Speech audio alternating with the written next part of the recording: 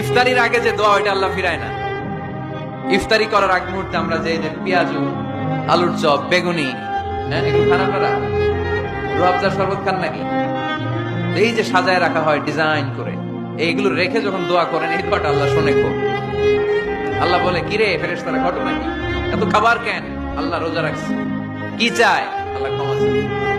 তো খায় না যে তৃষ্ণার, তো আল্লাহ আপনার ভয়।